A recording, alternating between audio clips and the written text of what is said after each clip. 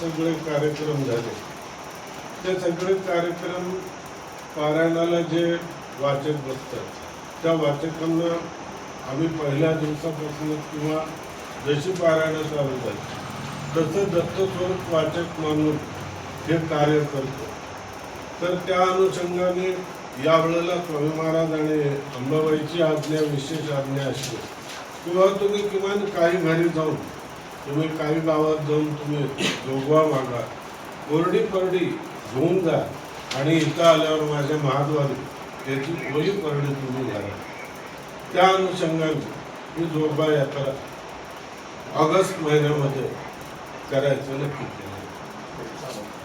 त्याचा मार्ग काय आहे?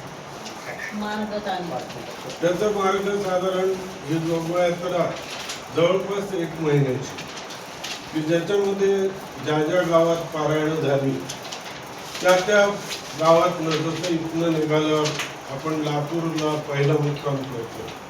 लातूर झाल्यानंतर पुढं नांदेडला आपला 3 दिवस मुक्काम राहणार की गावात सगळ्यांचा आग्रह किंवा आमच्या बाजूला जोगवा यात्रा येऊ द्या आणि जोगवा यात्रेमध्ये आपल्यासोबत अंबाबाईची मूर्ती, दत्त महाराजांची मूर्ती ही राहील आणि ज्या जागेवर आपण जाऊ तिथे गेल्यानंतर त्यांचं पूजन होईल, समोर परडी मांडल्या जाईल आणि जोगवा म्हणणं, पद म्हणणं आणि ज्याला जी इच्छा असेल ते त्या परडीचे अर्पण करेल आणि नंतर आरती होईल आणि मग तिथला जोगव्याचा कार्यक्रम संपतो.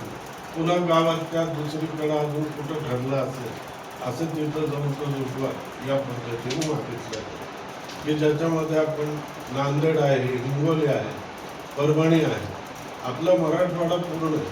मराठवाड्याच्या जोडीने नाशिक आहे, अहिल्यानगर आहे, पुणे आहे, चिंचवड आहे, नंतर सोलापूर आहे. एवढ्या भागातनं ही जोगवा यात्रा आपण संपन्न करणार. सकाळी 6 पासून कार्यक्रमाला सुरुवात की ज्याच्यामध्ये सकाळी आधी मंगल प्रभात होईल, त्याच्यानंतर दत्त दुर्गा त्यांना अभिषेक केला जाईल, त्याच्यानंतर सत्यांबा पूजन असेल, त्याच्यानंतर नित्यपाठ होतो. नित्यपाठ झाल्यानंतर गुरुचरित्र सारामृत होईल, नंतर दुपारच्या वेळेला माध्यान्ह आरती होईल. पारायणाला जेवढेही वाचक असतील त्यांना सगळ्यांना ग्रंथ हा प्रसाद रूपाने दिला जातो.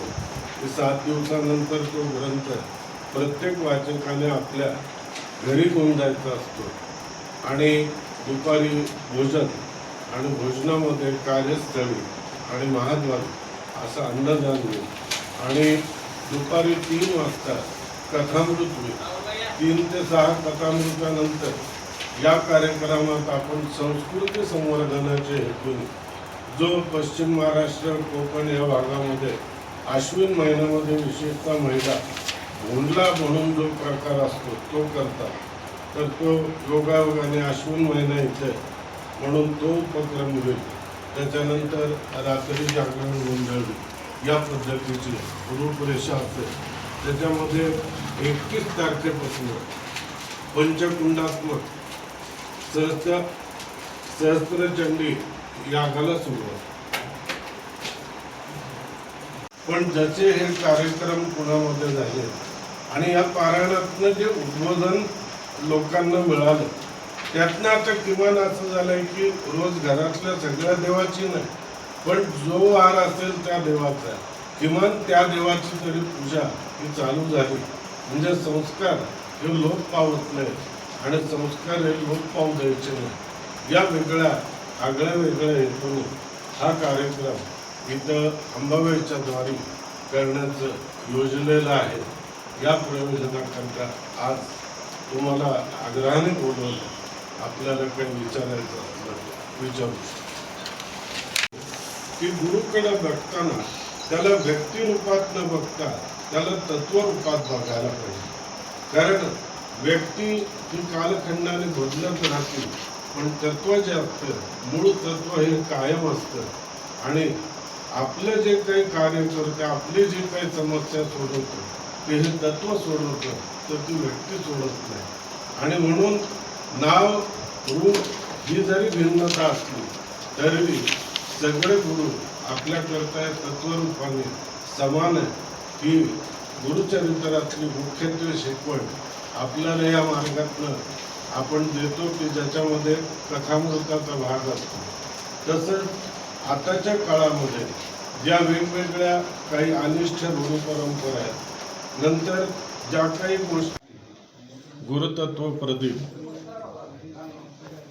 या परिवाराच्या वतीने या तुळजापूर क्षेत्री गुरुचरित्र सारामृत या पारायणाची 1008 पारायण करण्याचं निश्चित झालेलं आहे. या पारायणाकरता वाचकांना ग्रंथ हा प्रसाद रूपात दिला जाईल. तरी शहरातील जास्तीत जास्त भाविकांनी या भक्ती सोहळ्यामध्ये सहभागी व्हावं ही आग्रहाची विनंती. हा कार्यक्रम 30 ऑक्टोबर ते 6 नोव्हेंबर या कालावधीमध्ये संपन्न होतोय. या कार्यक्रमाची दैनंदिन रूपरेषा थोड्याच दिवसात आपल्यापर्यंत पोहोचवल्या. आणि ठिकाण